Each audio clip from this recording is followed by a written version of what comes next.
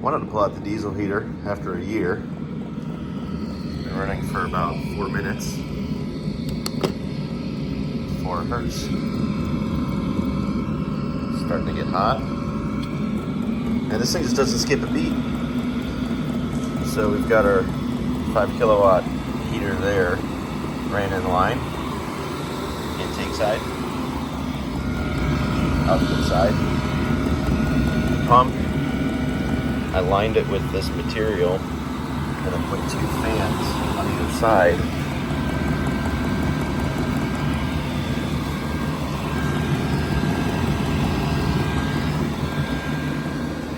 And when you have it closed,